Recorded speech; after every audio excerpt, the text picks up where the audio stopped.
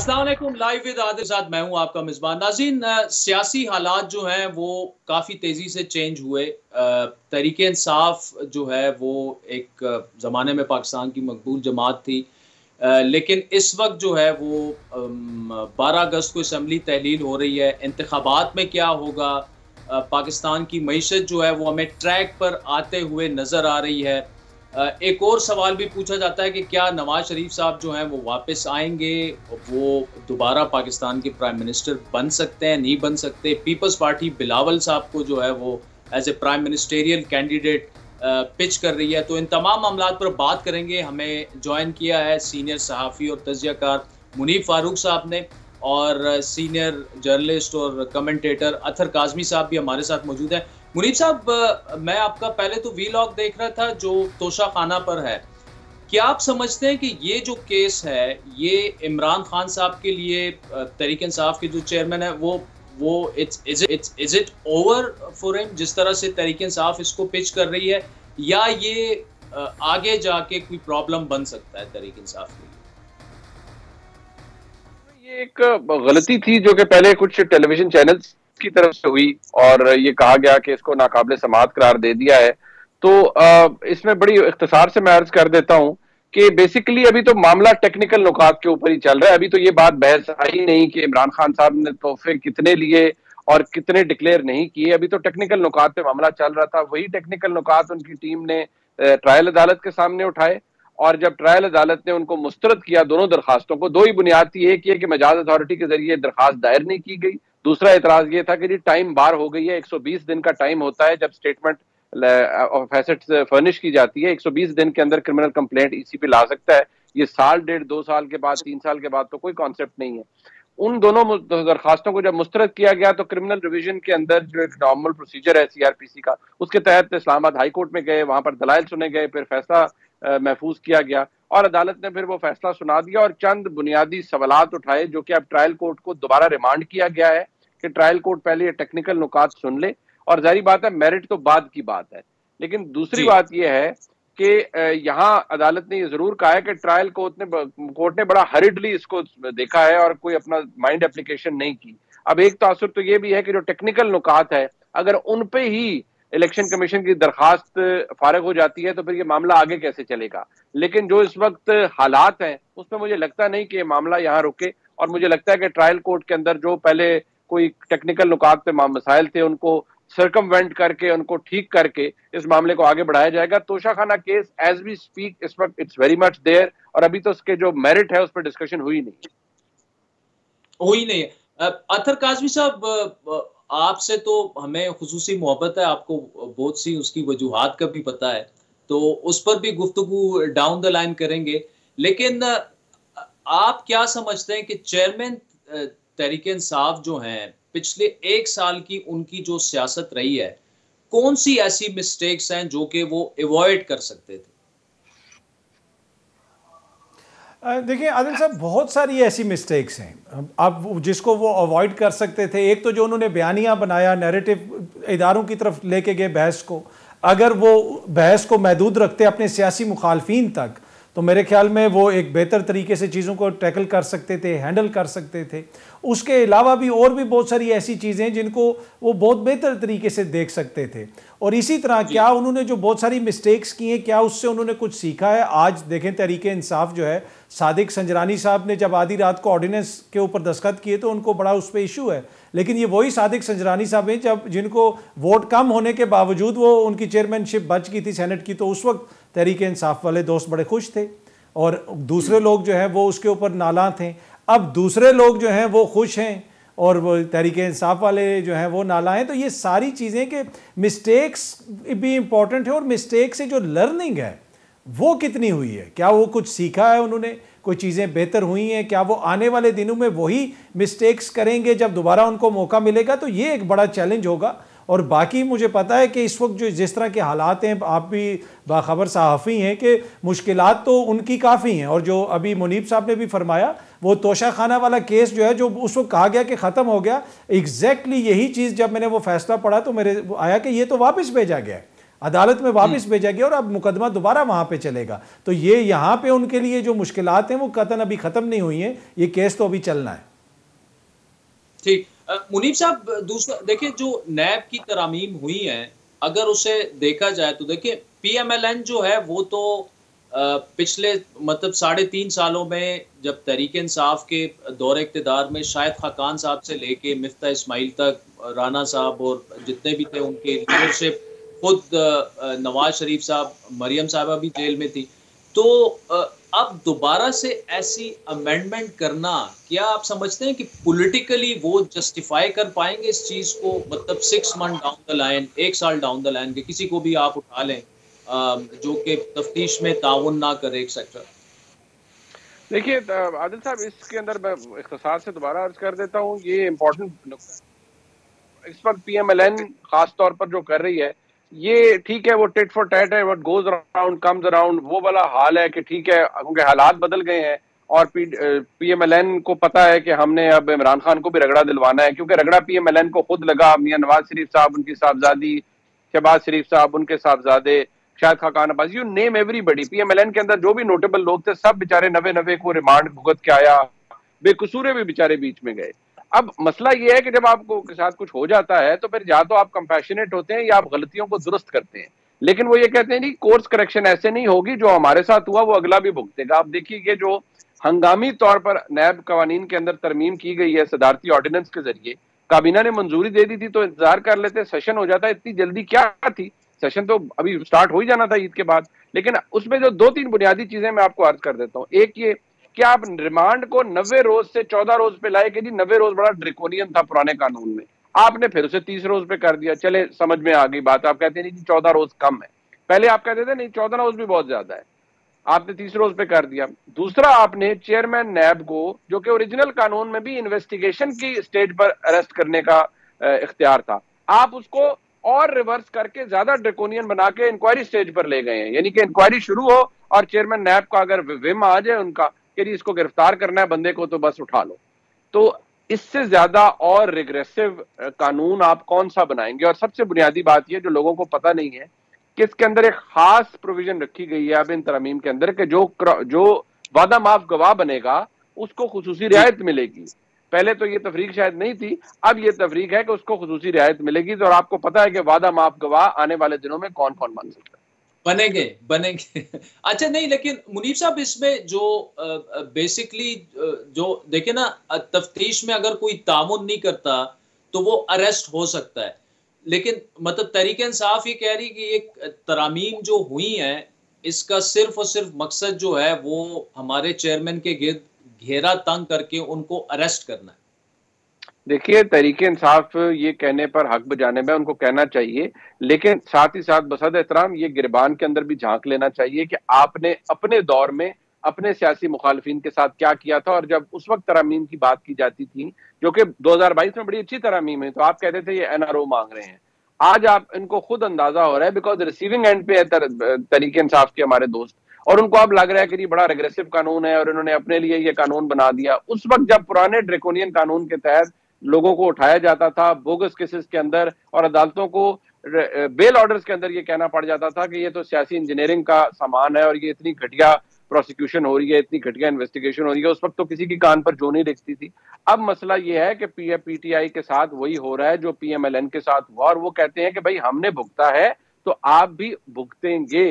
अल्लाह बख्शे मुशाहिदुल्लाह खान साहब वो ठीक फरमा गए कि भाई हमारे साथ तो जो हुआ हो गया, आपके तो वहां से आंसू पूछने के वक्त जो आएगा तो वो भी हम ही होंगे। तो अब आंसू निकल रहे हैं बसद एहतराम पूरी तरीके इंसाफ के दोस्तों के, और निकले भी हैं पिछले कुछ अरसे के अंदर, आपके सामने ही है।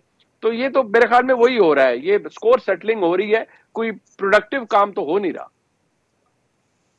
अतर साहब, तहरीके इंसाफ को काफ़ी सियासी नुकसान पहुंच चुका है। तकरीबन 80-90% जो सेकंड टियर लीडरशिप थी वो छोड़ चुकी है 9 मई के जो भी वाक़यात थे।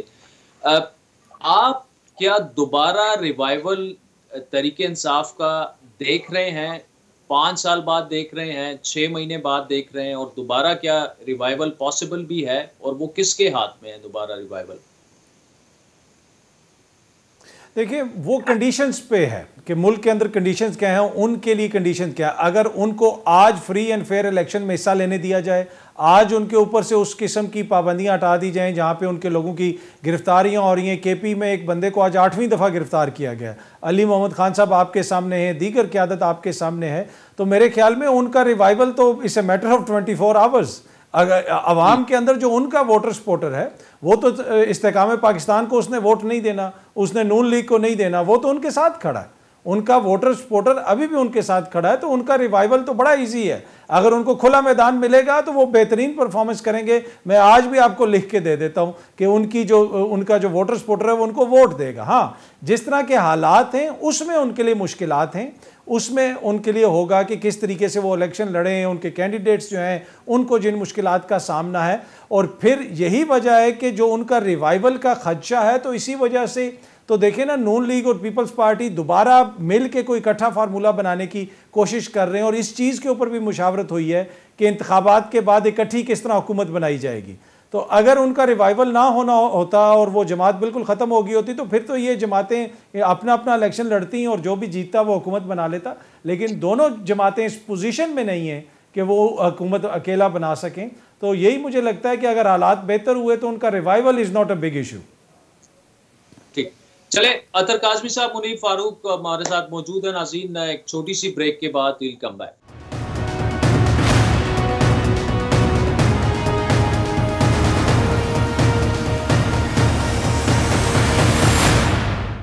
वेलकम बैक नाज़रीन, अतर काज़मी साहब हमारे साथ मौजूद है। अतर, जो आप ग्राउंड रियलिटीज की बात कर रहे थे, तो क्या आप समझते हैं कि वो ग्राउंड रियलिटीज 9 मई के वाकयात के बाद उस पर कोई इम्पैक्ट नहीं पड़ा? यानी आप अभी भी समझते हैं कि तहरीक-ए-इंसाफ का वोटर और सपोर्टर और जो एक अनडिसाइडेड वोटर होता है वो भी मतलब तहरीक-ए-इंसाफ की जानिब जाएगा, keeping 9th of May in mind? देखिए, जो 9 मई का वाक़या यकीनन उससे फ़र्क पड़ा है, वो बदकिस्मत, नाकाबिले बर्दाश्त और एक तरह से काबिल मज़म्मत वाक़या। उसकी वजह से तो देखें ग्राउंड रियलिटी चेंज हुई है बहुत ज़्यादा और तहरीक-ए-इंसाफ के लिए बहुत सारी मुश्किलात भी हुई हैं। पर उसके साथ इशू ये है कि जो मौजूदा हुकूमत है वो डिलीवर करने में किस हद तक कामयाब हुए, ये इशू है। क्या महंगाई कम हो गई? क्या आवाम के लिए कुछ सहूलतें हो गई? चीज़ों के बिजली का रेट कम हो गया, पेट्रोल बहुत ज़्यादा सस्ता हो गया। तो जब दूसरी तरफ आवाम को कुछ भी नहीं मिल रहा हुकूमत से, तो वो ऑप्शन कुछ नहीं नज़र आ रहा। अगर हुकूमत इकोनॉमिक फ्रंट पे बेहतर परफॉर्म कर रही होती, दीगर बहुत सारे इश्यूज़ में हुकूमत जो है वो मसाइल हल करने में कामयाब हो चुकी होती, तो फिर तो ठीक है, फिर तो वो टफ टाइम देते तहरीक-ए-इंसाफ को। यहाँ पे जो हुकूमत की नाकामियाँ हैं वो इंश्योरेंस पॉलिसी है तहरीक-ए-इंसाफ की। अगर हुकूमत की परफॉर्मेंस इससे बेहतर होती तो यकीनन जो है तहरीक-ए-इंसाफ की जो है वो, उसमें आपको पता है जो आखिरी दिन थे तहरीक-ए-इंसाफ की हुकूमत के, उनके तो कोई बंदा इलेक्ट नहीं होता था। कितने तो वो ज़िमनी इंतखाबात जीत हारे। महंगाई की ये हालत हो चुकी थी कि अवाम हर जिधर भी आप जाएँ तो अवाम क्या गिला करते थे कि इतनी ज़्यादा महंगाई। लेकिन उसके बाद जो दूसरी हुकूमत आई उसने कोई उसमें बेहतरी लाने में वो नाकाम रहे। तो ये वो चीज़ है जो थोड़ी सी तहरीक-ए-इंसाफ के फेवर में जाती है। अतर, ये आपने बड़ा इंटरेस्टिंग पॉइंट रेज किया है, लेकिन इस वक्त जो इकोनॉमिक सिचुएशन पाकिस्तान की है, क्या कोई भी जमात इस वक्त पाकिस्तान की इकोनॉमी बेहतर बना सकती है? मतलब 4-5 साल अगर वो ना रहे और इकोनॉमिक रिफॉर्म्स होने हैं, रिस्ट्रक्चरिंग होनी है, सारी चीज़ें होनी है, मतलब अगर देखिए जो मौजूदा हुकूमत की इकोनॉमिक जो परफॉर्मेंस है उसको डिफेंड करना आसान काम नहीं है इवन उनके तर्जुमानों के लिए। लेकिन क्या 1 साल काफ़ी था और 1 साल में वो क्या कर सकते थे कि जो टर्न अराउंड करते? क्योंकि अगर IMF आपके साथ बैठने के लिए नहीं तैयार और वो बड़ी मुश्किल से माना, और IMF के बगैर तो ऑलमोस्ट पाकिस्तान डिफॉल्ट कर जाता, what are the options this government had? देखिए, एक तो जो आपकी मईशत है, इकॉनमी है, ये कोई 1 साल की स्टोरी नहीं है। मैं आपसे एग्री करता हूँ, ये 75 साल का फसाना है। जिस तरीके से मुख्तलिफ जगहों पे हम बेहतरी ला सकते थे वो नहीं लाए। अब बहुत सारी गलतियाँ हैं, तो सारा आप जिम्मा जो है इस हुकूमत पे नहीं डाल सकते। ये एक कॉन्टिन्यूएशन है जो एक तरह से इकनॉमिक डिज़ास्टर हम देखते आ रहे हैं। लेकिन कुछ चीज़ें ऐसी हैं जिसमें ये हुकूमत थोड़े से बेहतर तरीके चीज़ों को मैनेज कर सकती थी। जिस तरह बार बार कहा गया कि जनाब IMF से मुआहिदा होने लगा है, फिर कहा गया कि जी मुआहिदा नहीं हो रहा, फिर कहा गया कि जियो पॉलिटिक्स हो रही है, फिर कहा गया कि वी डोंट केयर। जो एटीट्यूड है, देखिए सियासतदान, अगर आपने वोटर के साथ आप कम्युनिकेट नहीं कर सकेंगे, उसको ये मैसेज नहीं कन्वे कर सकेंगे कि ये मईशत के ये मसाइल थे, इतना अरसा लगा, ये चीज़ें थी, वहाँ पे मुझे ये हुकूमत काफ़ी हद तक नाकाम नज़र आती है। बल्कि ऐसा लगता है कि इनको खुद भी समझ नहीं आ रही थी कि चीज़ें किस तरफ जा रही हैं। बाकी इन प्रिंसिपल आपको पॉइंट वैलिड है कि ये कोई एक साल की कहानी नहीं है, ये अरसा दराज से पाकिस्तान के अंदर जो हमारी मौशी पॉलिसियाँ, ये उसका नतीजा भी, इसमें सबक है सब के लिए। उसमें बेहतरी तभी आ सकती है कि ये सारे मिल के किसी चीज़ पे इतफाक़ करें और जो कंटिन्यूशन हो इकोनॉमिक पॉलिसीज़ की, वो बहुत ज़रूरी है। अच्छा Athar, again very interesting point. अगर सबको आना है एक पेज पे, तो क्या मतलब उसमें ऑब्वियसली तरीके इंसाफ को भी शामिल होना है, क्योंकि मईशत अब ऐसी है, उस नहज पर हमारा मुल्क पहुंच चुका है कि हम अफोर्ड नहीं कर सकते, मईशत पर सियासत हो ही नहीं सकती। लेकिन क्या तरीके इंसाफ मौजूदा मौरूजी हालात में एटलीस्ट इस एक नुक्ते पर टेबल पे आती आपको दिख रही है? देखिए आना चाहिए और पहले ही आ जाना चाहिए था। अभी वो खुद भी वो कह रहे हैं कि जी हम बातचीत के लिए तैयार हैं, और ये एक ऐसा नुक्ता है कि यहाँ पे अगर IMF की डील हुई है तो वो कोई नून लीग या पीपल्स पार्टी की डील नहीं हुई, वो पाकिस्तान की डील हुई है।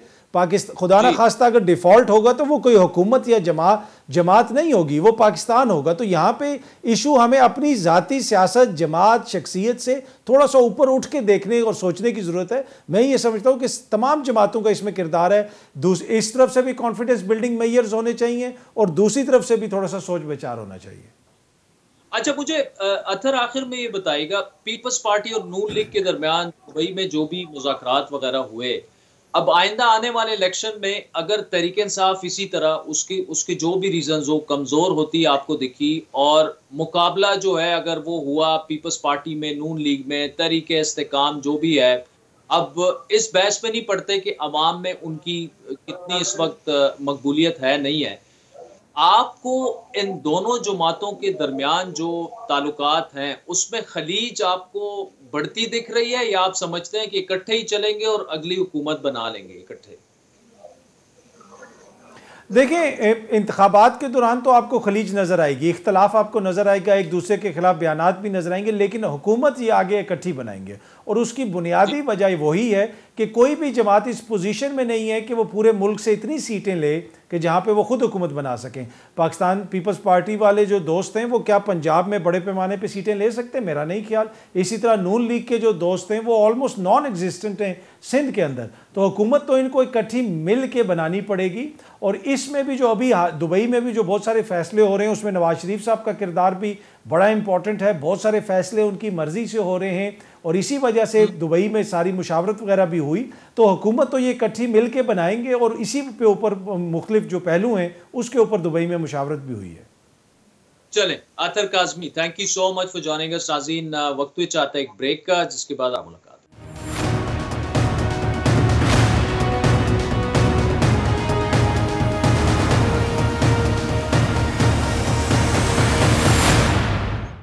वेलकम बैक नाज़रीन। पाकिस्तान की सियासत पर तफसीली गुफ्तगू आपने सुनी। तहरीके इस्तेकाम बार बार हम नाम सुन रहे हैं, लेकिन साथ में ये कहा जाता है कि वो उस तरह से अभी तक ग्राउंड रियलिटीज़ को देखा जाए तो अपनी जगह नहीं पकड़ पाई। हालांकि जितने भी आप देखें तहरीके इंसाफ के जो भी रहनुमा गए हैं वो इलेक्टेबल्स भी हैं, अपने अपने हलकों में उनकी हैसियत भी है। और एक और अहम सवाल ये भी है कि तहरीके इस्तेकाम खुद क्या सोच रही है, क्योंकि एक तरफ ये कहा जा रहा है कि नवाज शरीफ साहब वापस आएंगे और वो प्राइम मिनिस्टेरियल कैंडिडेट होंगे मुस्लिम लीग नून के, लेकिन फिर ये भी कहा जाता है कि बिलावल साहब जो हैं पीपल्स पार्टी उनको पिच कर रही है, प्रेजेंट कर रही है as a prime ministerial candidate. तो ये दोनों जमातें जो हैं ये तो एक दूसरे के खिलाफ जाएंगी इलेक्शंस में, जो हमें नज़र आ रहा है। तहरीके इस्तेकाम जो है उनका अब ये दावा है, जो अलीम खान साहब ने बात की है कि जहांगीर तरीन साहब हमारे कैंडिडेट होंगे। अब ये इसमें कितना वज़न है और बाकी जो मामलात हैं उस पर भी तफसीली गुफ्तगू करेंगे। फयाजुल हसन चौहान साहब हमारे तहरीके इस्तेकाम के सीनियर रहनुमा हैं, किसी तारुफ के मुताज नहीं है। चौहान साहब बहुत शुक्रिया। पहले तो सर ये बताइएगा कि एक ये जो बात बार बार हो रही है कि तरीके इस्तेकाम बन तो गई है, लेकिन तरीके इस्तेकाम का जो इस वक्त भी प्रॉब्लम है वो खुद को इस्तेकाम देना है और उस तरह से वो स्ट्रेंथन नहीं हो पा रही। आप एग्री करेंगे इससे? असल में हमारे कैंडिडेट तो प्राइम मिनिस्टरशिप के वो तो जहांगीर तरीन साहब है, और आपने कहा कि इस्तेहकाम पाकिस्तान पार्टी जनाब बनने के बाद उठ नहीं सकी, तो आपको किससे कह दिया कि वो उठ नहीं सकी? जोक दर जोक लोग इंशाल्लाह इस पार्टी के अंदर पिछले 1 महीने में शामिल भी हुए, और अब आपको वो ईद का बीच में थोड़ा सा एक पोर्शन आ गया था जिसकी वजह से वो rest is the best for the next के मुतरादिफ जनाब हम उसकी तैयारी में थे। और अब इंशाल्लाह आपको अगले 1.5 महीने के अंदर मेरी प्रेडिक्शन ये है कि 100 से लेके 150 के करीब आपको MNA MPA साबिक वजीर मशीर और सूबाई और मरकजी अहदेदार इंशाल्लाह मुख्तलिफ पार्टियों के वो ज्वाइन करते हुए नजर आएंगे। अगले 1-2-3 दिन से स्टार्ट हो जाएगा काम, और इंशाल्लाह पंजाब के अंदर इस्तेहकाम पाकिस्तान पार्टी एक रूलिंग पार्टी के तौर पे उभर के सामने आएगी, और हमें पूरी उम्मीद है कि इंशाल्लाह हम पंजाब के अंदर अपनी हुकूमत भी बनाएंगे इंशाल्लाह। अच्छा चौहान साहब, मुझे ये बताइएगा कि जो पीपल्स पार्टी और नून लीग है उसमें ज्यादा आइडियोलॉजिकली स्पीकिंग आपकी पार्टी किसके साथ ज्यादा मतलब इत्तेहाद के चांसेस है? सीट एडजस्टमेंट भी हो सकती है, कल को हो सकता है इलेक्शन के बाद आपको इत्तेहादी हुकूमत भी बनाना पड़े। आप ज्यादा किस पार्टी के आप समझते हैं कि आपकी पार्टी उनके साथ चल सकती है? अच्छा, एक चीज तो आदिल भाई बिल्कुल ज़हन में रख लें कि हमने आइडियलिस्टिक किस्म की नरगसियत के ऊपर मबनी, या पंजाबी का एक मुहावरा है कि चूड़े वाली आकड़, हमने वो चीज़ नहीं रखनी जो तो पहले वो PTI की जनाब पार्टी के अंदर और लीडरशिप के अंदर आपको नजर आती थी कि वो भाई सियासी जमात का काम होता है निगोशिएट करना, टेबल टॉक करना, बैठना, झुकना, मिलना, एक मुखालिफ के साथ मिलना, दुश्मन के साथ मिलना। सियासत तो नाम इसी चीज का है, मौका और मुनासबत के मुताबिक, हालात और वाकयात के मुताबिक, सर्कमस्टेंसेस के मुताबिक, जो आपकी ग्राउंड रियलिटीज होती हैं उसके मुताबिक। तो हम तो इस जिसे कहते हैं ना आकड़ और इस नरगसियत का शिकार तो नहीं है जी, हमने तो किसी के साथ बैठना ही नहीं। टके आने का बंदे के अंदर खुद वस्फ ना हो किसी हवाले से भी, और वो कहे जी नहीं जी मेरे तो अलावा तो कोई चंगा ही कोई नहीं और दूसरे तो है ही बुरे, मैंने तो उनके साथ बैठना ही नहीं, मैंने तो उनके साथ डायलॉग ही नहीं करना, मैंने तो उनके साथ टेबल टॉक ही नहीं करनी। हमने ये नहीं करना, हम प्योर सियासी जमात है। हमने पहली बात तो ये है कि अपने प्लेटफॉर्म से, अपने इंतखाबी निशान से हमने भरपूर इलेक्शन लड़ना है। बाकी जहां तक लोकल एडजस्टमेंट्स होती हैं, वो हर पॉलिटिकल पार्टी, चाहे वो न्यूली एस्टैब्लिश्ड हो, कोई न्यू कमर हो या ओल्ड कमर हो या पुरानी हो या एस्टैब्लिश्ड हो या ज़ाहिरन लोगों की नज़रों में बड़ी फेमस हो, पॉपुलर हो, हर पॉलिटिकल पार्टी मौका और मुनासबत के मुताबिक डिस्ट्रिक्ट लेवल पे, लोकल लेवल पे अपनी सीट एडजस्टमेंट जो है वो करती है हर इलेक्शन के अंदर। तो ये तो एक अलग से जनाब एक पहलू होगा, लेकिन हम एक प्योर पॉलिटिकल पार्टी के तौर पे इंशाल्लाह अपना इलेक्शन कंटेस्ट करेंगे। अच्छा, मुझे चौहान साहब एक बात बताएं कि ये देखा गया कि देखें पंजाब की बात की जाए, सिंध की बात की जाए, तो काफ़ी सारे तरीके इंसाफ के जो लोग छोड़ने वाले हैं वो आपके पास आए। खैबर पुख्तूनख्वा से अभी तक जो बड़े बड़े नाम है या वो है, वहां से कोई आपके पास नहीं है, बल्कि तरीके इंसाफ को उन्होंने छोड़ा ही नहीं। क्या डाउन द लाइन मतलब हफ्ते 2 वीक में ये होता आप देख रहे हैं? और अगर वो लोग छोड़ेंगे तो क्या उनकी चॉइस आप होंगे या अलग ग्रुप भी वो बना सकते हैं? मतलब देखिए परवेज खटक साहब हैं, असद कैसर हैं, जो वजीर आला थे महमूद खान वो हैं, तो इस पर आप क्या समझते हैं कि अगले हफ्ते 2 वीक में कुछ आप होता देख रहे हैं वहां पे? देखिए इसमें 2 चीजें हैं। एक तो अपने जहन में बैठा दें कि 9 मई के वाकयात के बाद जो दहशतगर्दी, जो जबर, जो जुल्म, जो इस्तेहसाल रियासत पाकिस्तान के साथ, पाकिस्तान के शुहदा के साथ, पाकिस्तान की अफवाज के साथ, उस पाक फौज के साथ कि जिसका हर रोज़ आज भी जो है वो तकरीबन कोई जना 3 शहीद हुए, साहिब खान और इसी तरीके सूबेदार साहिब खान, और बाकी हर रोज़ 3 से लेके 4-6 अफसरान और जनाब जवान जो है वो शहीद होते हैं, उस पाक फौज के अदारे को जिस तरीके से डैमेज किया गया, उसकी तनसीबात को, उसके शोहदा को, जो हमारे अपने शोहदा है, हमारे अपने बहन भाई, अपने बुजुर्ग, ये सब कुछ करने के बाद आप ये कहें कि तहरीक इंसाफ को या तहरीक इंसाफ के जो चेयरमैन है उसको आज़ादाना पूरी हिम्मत और जुर्रत और हौसले और वलवले के साथ रियासत पाकिस्तान इलेक्शन के अंदर मूवमेंट और जनाब मौज मेला होने दिया जाएगा, तो ये दिमाग से, अकल से, दाने से बाहर है। पहली चीज तो आप ज़हन में रख लें। दूसरी चीज ये कि कुछ लोग बाद में चीजों को कंसीव करेंगे।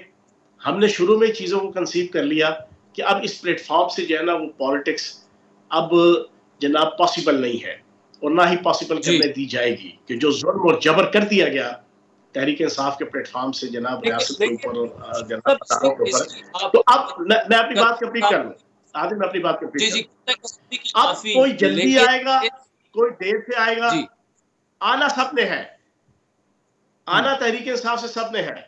अब केपी के थोड़ी सी जनाब आप समझ लें कि एक्सेप्शनल केस है। केपी की जो लीडरशिप है, परवेज खट्टक साहब फारिग हो चुके हैं पीटीआई से, जो कुछ उनके साथ हो चुका है पिछले एक हफ्ते में, असद उमर साहब फारिग हो चुके हैं। जितना मर्जी वो असद उमर साहब अपने आप को सर्वाइव करने की जनाब वो कोशिश करते रहे, जिस तरीके से उनकी ट्रोलिंग और जिस तरीके से उनकी पर्सनैलिटी को डिग्रेड किया गया है सोशल मीडिया पे, पीटीआई की सोशल मीडिया टीम की तरफ से। आपके जितने केपीके के लोग हैं, दो ऑप्शन है, या तो वो इस्तेहकाम पाकिस्तान पार्टी में आएंगे या वो अपनी केपीके की सतह पे एक मजबूत पार्टी जो है वो तश्कील देंगे। ये दो ही ऑप्शन है, तीसरा ऑप्शन कोई नहीं है। और ये आएंगे, सब आएंगे, कोई वक्त से पहले चीजों को कंसीव कर गया, कोई लेट कंसीव करेगा जना। ये बड़ी इंटरेस्टिंग गुफ्तगू जारी है, लेकिन मुझे एक छोटी सी ब्रेक लेनी है नाजरीन।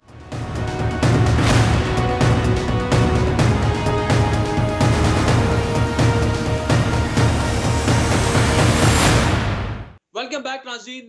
फयाजुल हसन चौहान साहब हमारे साथ मौजूद है। चौहान साहब, केपी की बात हो रही थी और उसमें आपने जो बातें बताई, ये जो तहरीक इंसाफ इस नहज तक पहुंच चुकी है कि तकरीबन 90-95% जो रहनुमा है वो छोड़ चुके हैं, ये गलतियां किसकी हैं? मतलब एक साल में जो सियासत हुई वो तो आपके सामने है, लेकिन कहां कहां आप समझते हैं कि तहरीक इंसाफ के चेयरमैन ने जो है ये बड़ी बड़ी गलतियां की जो नहीं करनी चाहिए थी, जिनमें मतलब मैं जाती एज ए बैलेंस जर्नलिस्ट मैं समझता हूँ पंजाब हुकूमत खत्म करना, केपी हुकूमत खत्म करना, कौमी असम्बली से निकलना और फिर नाम नेहाद अमरीकी बयानिया बनाना, और 9 मई को तो बिल्कुल ही आप भूल ही नहीं सकते।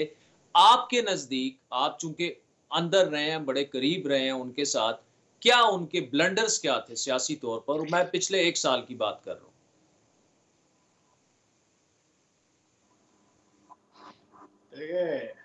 आदिल भाई, बात यह है कि गरूर और तकब्बुर जो है ना इंसान को ले डूबता है बुनियादी तौर पे। अब ये पीटीआई की मौजूदा सूरत हाल का जिम्मेदार नरेंद्र मोदी तो हो नहीं सकता, ना बांग्लादेश की हसीना वाजिद हो सकती है, ना अफगानिस्तान का कोई मुल्ला ब्रदर हो सकता है। पीटीआई की मौजूदा सूरत हाल की सारी जिम्मेदारी जो तबाही और बर्बादी हुई है वो पीटीआई के चेयरमैन की है, और चेयरमैन के साथ उनके 4 या 5 पिछले 1.25 साल में जो सारा दिन पाकिस्तान की आवाम देखती थी, उनके जो मशीर 4 से 5 लोग सारा दिन आप जनाब 5-5, 6-6 फुटेजेस देखते थे मुख्तलिफ मीटिंग्स की, एक्टिविटीज की, वो लोग थे और जिनका फर्ज बनता था कि उनको समझाए। लेकिन मैं ये समझता हूँ कि इस पूरी बर्बादी की सारी जिम्मेदारी ये पीटीआई के चेयरमैन की है। और फिर पीटीआई के चेयरमैन ने बड़े प्री प्लान्ड पूरे पाकिस्तान के अंदर 1.25 साल अपनी हुकूमत के जाने के गम और गुस्से को पाकिस्तान की आवाम को सोशल मीडिया के जरिए से, जो अमेरिका में बैठा हुआ है इनका पूरा सोशल मीडिया, सारे के सारे अमेरिकन है, वो जबरान इलियास अमेरिकन है, इमरान गजाली अमेरिकन है, सारे के सारे अमेरिकी नेशनलिटी होल्डर है। वो वहां बैठ के एक प्री प्लान्ड एजेंडा है मुल्क के खिलाफ, उसके ऊपर इन्होंने इतना एक अग्रेसिव फसाद फिल अर्ज का माहौल बनाई रखा, और तमाम का तमाम जो गम और गुस्सा वो पाक फौज के खिलाफ कि जो मुल्क दुश्मन ताकतों का एजेंडा है पिछले 25 साल से, जब से पाकिस्तान एटमी ताकत बना है, उनका ये प्लान है कि पाकिस्तान को जंग किए बगैर अगर शिकस्त देनी है तो उसका एक ही तरीक़ेकार है कि पाक फौज और पाक अवाम इनके दरमियान नफरत की जनाब खलीज पैदा कर दो, नफरत का माहौल बना दो। उस पूरे एजेंडे को आखिरी, ठीक है, ये आपका ये आंसर तो आ गया, ठीक है, लेकिन एक जो नैरेटिव तरीके इंसाफ के चेयरमैन ने और खुद तरीके इंसाफ और खुसूसन अमेरिका में जो लोग बैठे हुए हैं, वो मैं आपसे एग्री करता हूँ, सोशल मीडिया उनका काफी यहाँ से ऑपरेट हो रहा है। एक जो वो बात बार बार कर रहे हैं कि जी 9 मई के वाकयात जो थे वो इंजीनियर्ड थे, वो प्लान थे, ये बाकायदा एक साजिश बनाई गई कि जी तरीके इंसाफ को खत्म करने के लिए। आप चूंकि 9 मई तक तो तरीके इंसाफ का हिस्सा थे, तो क्या ये जी चौहान भाई इधर रुक जाए, आप मुझे टोकिएगा ना 3-4 मिनट, मैं तसल्ली से आपको इसका जवाब दे दूं। जी आप मुझे ये बताएं, डॉक्टर यास्मीन राशिद को जनाब लाहौर के किसी कैप्टन ने जनाब कनपट्टी पे पिस्टल रख के कहा था चलो चलो जना हाउस चलो।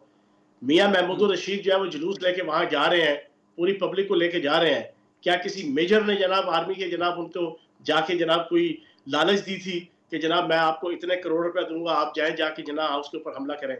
क्या एजाज चौधरी के ऊपर शेख इम्तियाज लाहौर का सदर और उसके अलावा जो बाकी सारी टीम है जो वहां पे हमला आवर हुई, क्या उनको जबरदस्ती बसों में बैठा के और गाड़ियों में बैठा के किसी जनाब किसी यूनिट ने और किसी प्लाटून ने जनाब या किसी बटालियन ने वो उनको बसों में बैठा के ट्रकों में बैठा के जनाब के जना हाउस जाके छोड़ा था? मेरे रावलपिंडी के अंदर जनाब GHQ के ऊपर ये सदाकत अब्बासी हो गया, ये उमर तनवीर भट्ट हो गया, ये आपका वासिक कयूम अब्बासी हो गया, ये आपका राजा माजिद दनियाल हो गया, ये जितनी लीडरशिप थी ये वहां पर जो गई, इनको किसी ने जबरदस्ती भेजा था? खुदा का वास्ता है, सारी दुनिया को यही तो बेवकूफ बना रहे हैं ये लोग, यही तो इब्लिसियत और शैतानियत है।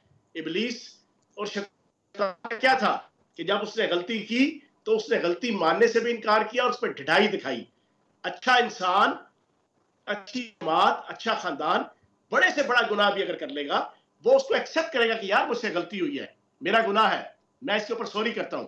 मैं यकीन जाने जिस दिन 14 तारीख को 15 को मैंने गिरफ्तारी दी, 14 की शाम को 6:30 बजे पार्टी चेयरमैन जूम मीटिंग, पहली जूम मीटिंग कर रहे हैं गिरफ्तार होने के बाद वापस आके, शुरू में ही उसने पहला जो एडवाइस दी वो ये कि किसी ने 9 मई के वाकयात की मजम्मत नहीं करनी, किसी ने डिफेंसिव एटीट्यूड नहीं रखना। क्या साजिश थी? इस जूम मीटिंग की रिकॉर्डिंग कहीं तो होगी ना यार? रिकॉर्डिंग वालों को पास होगी। मैं अल्लाह पाक की जात का करम है, झूठ बोलने की मुझे आदत नहीं है। नहीं, जो बात करता हूं डंके की चोट पे करता हूं, अच्छी लगे या बुरी लगे, ठीक है? ये बहुत बड़ी बात आप कर रहे हैं ना कि उन्होंने ये जूम मीटिंग में 14-15 को ये बात की है जनाब। 14 तारीख को शाम 6:30 बजे मीटिंग स्टार्ट हुई और उसमें उन्होंने पहली तर्जमानों की जनाब गिरफ्तारी अपनी जो उनकी 11 मई की हुई थी उसके जनाब बाद आए हैं। तो इनको तो एहसास ही नहीं कि इन्होंने किया क्या है। हादसे से बड़ा सानहा ये हुआ, लोग कह रहे नहीं हादसा देखकर, इन्हें तो इस चीज की क्यों नहीं समझ? ये खास एजेंडा था, एक खास कम्युनिटी है जो ओवरसीज पाकिस्तानी में मौजूद है, एक खास किस्म की पाकिस्तान की कुछ इंटरनल एक्सटर्नल ऐसी ताकतें थी कि जो पाकिस्तान को डिस्टेबलाइज करना चाहती थी और उसके लिए उन्होंने पार्टी चेयरमैन के ऊपर और पार्टी के ऊपर हाथ रखा हुआ था। कुछ स्पेसिफिक पर्सनैलिटीज थी पार्टीज के अंदर 2-3-4 कि जो इसके ऊपर बूस्टअप कर रही थी उन्हें। ये सोशल मीडिया के लोग बाहर बैठे हुए ये इनको हल्लाशेरी दे रहे थे, जितना फौज के खिलाफ बोलेंगे, जितना फौज से टकराएंगे, जितना फौज के अफसरान को गालियां देंगे, उतने आप पॉपुलर होंगे, उतने आपके बयानिया जना फैलेगा, उतना आपका मुस्तकबिल के अंदर दोबारा वजीर आजम बनने का आपका चांस बनेगा, जिसा नवाज शरीफ और मरियम नवाज की वो मिसाल देते थे। ये पूरा एक एजेंडे के तहत ये सारा जहर घोला गया। एंड में क्या हुआ? खोदा पहाड़ निकला चूहा, वो भी मरा हुआ और प्लास्टिक का। GIT में गए, उन्होंने पूछा हाँ जी बताएं आपके पास कोई सबूत? उन्होंने कहा मेरे पास कोई सबूत नहीं है जो मैं किसी मेजर जनरल को, किसी जनरल को कहता था कि वो मुझे कत्ल करा देगा, वो मुझे कत्ल करा देगा। और मैं मुख्तलिफ किस्म की गालियां देता था, डिसेंट किस्म की गालियां देता था, किसी को डर्टी हैरी कह के, किसी को मिस्टर एक्स कह के, किसी को मिस्टर वाई कह के। उन्होंने कहा मेरे पास कोई सबूत नहीं है, मुझे लोग बताया करते थे। लोगों के बताने पे पूरी पाकिस्तानी कौम और रियासत को जहर आलूद कर दिया गया। जहर आलूद। आज भी पाकिस्तान के वो पढ़ी लिखी आबादी जिनके जहनों के अंदर उस पाक फौज के जिसका आज भी 3 शहीद हुए हैं, जिसके रोजाना 3 से 4 शहीद होते हैं, वो शहीद होते हैं तो ये रात को 24.5 करोड़ पाकिस्तानी सोता है। वो शहीद होते हैं तो हम दिन के अंदर आराम और सुकून से जिंदगी बसर करते हैं। वो सरहदों के ऊपर अपनी सुकून बर्बाद करते हैं तो हमारे घरों में हमारी माँ बहन बेटियों को सुकून मिलता है। लेकिन कितनी शर्म की बात है कि इन चंद टोलों की, एक टोले की वजह से, जिसको पार्टी चेयरमैन लीड कर रहा है, जिसको बाहर बैठे जनाब अमरीकी नेशनलिटी होल्डर सोशल मीडिया के वो लोग, वो पाकिस्तान की आवाम को उस अदारे और उस फौज के खिलाफ जहर आलूद कर रहे हैं। ये सबसे बड़ी साजिश हो रही है। एक देखें दूसरी साइड की भी जब आप बात सुने ना, तो वो ये कहते हैं कि 9 मई के वाकयात जो हैं ये प्री प्लान थे, बाकायदा इसकी तहरीक इंसाफ ने तैयारी की हुई थी, सबको पता था क्या करना है क्या नहीं करना। और मैं आई अगेन रिपीट, 9 मई तक तो आप भी तहरीक इंसाफ का हिस्सा थे, 14-15 की भी आप अपने बात कर दिए कि चेयरमैन तहरीक इंसाफ ने ये कहा कि मुजम्मत भी नहीं करनी, जिससे ये रिफ्लेक्ट होता है कि वो उन्होंने किया जो उन्होंने करवाना था। आपको क्या फील हुआ कहीं 9 मई तक कि यार ये सब कुछ होना है, ये प्री प्लान्ड है और ये इस तरह से? आदिल भाई, मैं कम से कम 50 से 60 टॉक शोज के अंदर, 3 प्रेस कॉन्फ्रेंस के अंदर ये सारा कुछ बता चुका हूँ। 1 मई को जो जीएचक्यू की तरफ रैली रखी, 6 मई को जीएचक्यू की तरफ रैली रखी, और ये सारे मामलात ये मैं सारी बता चुका हूँ जनाब, सारे उसमें कि ये प्री प्लान पूरा 1.25 साल तैयारी करवाई गई जनाब। तर्जमानों की जूम मीटिंग होती थी, शुरू होती थी भूटो वालों के खिलाफ बोल के, एंड में खत्म होती थी भूटो वालों के खिलाफ बोल के कि भूटो वालों का ये, भूटो वालों का वो, भूटो वालों का वो। फौज के खिलाफ नफरत तर्जमानों के अंदर पैदा की गई। वो एक खातून थी लाहौर की, उसने इसी देखा देखी में आर्मी के चीफ को गद्दार कह दिया। ठीक है, जिस आर्मी चीफ ने सारी जंगें लड़ी, जिस आर्मी चीफ ने अपनी सारी जिंदगी पाकिस्तान को वक्फ की, जिस आर्मी चीफ ने खते अव्वल पे और सरहदों पे अपनी जवानी गुजारी, वो उसको गद्दार करार दे दिया सिर्फ अपने पार्टी लीडर को खुश करने के लिए और ओहदे लेने के लिए और जनाब मिनिस्ट्री लेने के लिए। ये वाला एक माहौल बना दिया गया था पार्टी के अंदर। मैं हर महीने एक ट्वीट कम से कम या अपनी फेसबुक या इंस्टा के ऊपर एक पोस्ट लाजमी चढ़ाता था। पाक फौज के शोहदा के हक में कोई शहीद होता था, मैं ट्वीट करता था, या कोई उनकी किसी एक्टिविटी को। मेरी इस चीज को वो पार्टी चेयरमैन के दिमाग में फंसी हुई थी, यार तुम फौज फौज बड़ा करते हो। और भाई पाकिस्तान की फौज क्या करता हूं ना, कोई इंडियन फौज का तो नहीं करता, कोई इजरायली फौज का तो नहीं करता। मेरी फौज है, मेरा बेटा, मेरा भाई, मेरा कजन, मेरा भांजा, मेरा भतीजा, मेरी बहन, आपकी भतीजा, आपकी बहन, आपका भाई, आपका वालिद, पूरे पाकिस्तान के जना माँ बहन बेटियां रिश्तेदार अजीज, उसका नाम पाक फौज है ना।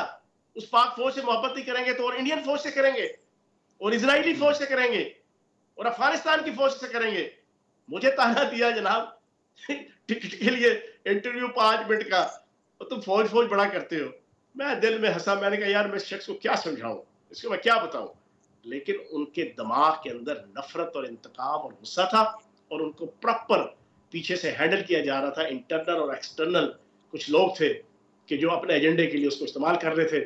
उनकी जितनी सोच थी उस सोच के मुताबिक उन्होंने अपनी पूरी मुहिब्बे वतन पार्टी को, मुहिब्बे वतन वोटर्स को, मुहिब्बे वतन सपोर्टर्स को, मुहिब्बे वतन ओहदेदारों को, उनसे वो काम करवा लिया जो इंडियन रॉ और इंडियन फौज जो है ना वो नहीं कर सकती थी, उनसे करवा दिया। मुझे चौहान साहब एक बात बताएं, रियलिस्टिक मुझे जवाब दें कि आपका हल्का पिंडी में है, ठीक है, ये एक और बात की जाती है कि जी ग्राउंड पे जो वोटर और सपोर्टर है वो अभी तक तहरीक इंसाफ के साथ खड़ा है और आम आवाम भी तहरीक इंसाफ। आदिल भाई एक मिनट रुक जाओ, आदिल भाई रुक जाओ, इधर ही रुक जाओ। भाड़ में जाए इलेक्शन जीतना, भाड़ में जाए इलेक्शन हारना, और खुदा के बंदो इलेक्शन जीतना हारना ही तो कुछ नहीं होता। मुल्क भी कुछ चीज होती है, रियासत भी कोई चीज होती है, धरती माँ भी कोई चीज होती है, जज्बे हुब्बुल वतनी भी कोई चीज होती है। शर्म से डूब मर जाना चाहिए जो लोग समझते हैं कि सिर्फ वोट लेने के लिए वो मुल्क दुश्मन जनाब पॉलिसीज के ऊपर जनाब वो खड़े हो। शर्म से डूब मर जाना चाहिए उन तमाम लोगों को जो पीटीआई के जनाब वो सारे ओहदेदार की जो इस इंतजार में है कि टिकट मिलेगा और हम इलेक्शन जीतेंगे, और चीजों को जानते हैं, मानते हैं कि पाकिस्तान के साथ तबाही हुई है, पाकिस्तान का बेड़ा गर्क कर दिया गया। पाकिस्तान का पहले 6 महीनों में अप्रैल, पिछले साल अप्रैल से लेके सितंबर तक हर रोज हमें जूम मीटिंग के अंदर कहा जाता था कि डिफॉल्ट हो गया, मुल्क डिफॉल्ट हो गया, डिफॉल्ट हो गया, डिफॉल्ट हो गया। मेरी कई रिश्तेदार जनाब बैंकर्स हैं, आप यकीन जाने उनका कहना यह था कि पहले 6 महीनों में अप्रैल, मई, जून, जुलाई, अगस्त हर पाकिस्तानी ने जनाब बैंकों से डॉलर्स निकाल लिए थे कि ये मुल्क डिफॉल्ट हो जाएगा। सारा दिन ये पार्टी चेयरमैन और ये पीटीआई कहा करती थी और हम भी उसमें शामिल होते थे। मुल्क को आपने जनाब दांव पे लगा दिया और आपके इलेक्शन जीतना या हारना, और खुदा का वास्ता पहले पाकिस्तान है, पहले धरती माँ है, पहले ये सोनी धरती है, उसके बाद इलेक्शन है और इलेक्शन का जीतना हारना है, पहली चीज। दूसरी चीज, नीयत नेक हो ना आदिल भाई, सुने, नीयत नेक हो, आपकी नीयत नेक है मुल्क और कौम के हवाले से, तो मैं देखता हूँ जो इलेक्शन अल्लाह पाक के करम से कौन जीतता है और कौन हारता है। बात नीयतों की है। अगर आपकी नीयत खराब है, अगर आप बिके होंगे, अगर आप झुके होंगे, अगर आप जानते होंगे कि आप हक पे हैं लेकिन आप झुक गए, आप जानते होंगे कि आप हक पे हैं आप बिक गए, आप जानते होंगे कि आप हक पे हैं लेकिन आपने रास्ता तब्दील कर दिया, तो फिर आप अपने ज़मीर के भी मुजरिम हैं और अपने खुदा के भी। लेकिन जब आप जानते हो कि यह सब कुछ गलत हो रहा है, आपकी परसेप्शन, आपका ज़मीर, आपका इखलाक, आपका नॉलेज, आपकी इंफॉर्मेशन, आपका इल्म ये बता रहा हो कि ये मुल्क के खिलाफ हो रहा है सब कुछ, पार्टी लीडर से लेकर पूरी पार्टी का बयानी और पॉलिसी, फिर भी आप सिर्फ वोट लेने के लिए उसके साथ टिके रहे, तो फिर लख्ती लानत है जनाब ऐसे पॉलिटिशियन के ऊपर भी और ऐसे लीडर के ऊपर भी। चले, फयाजुल हसन चौहान साहब, thank you so much for joining us. नाज़रीन, आप पर फीडबैक जरूर दीजिएगा। हमारा ट्विटर हैंडल है @आदिल शाज़ेब। इजाजत दीजिए, खुदा हाफिज।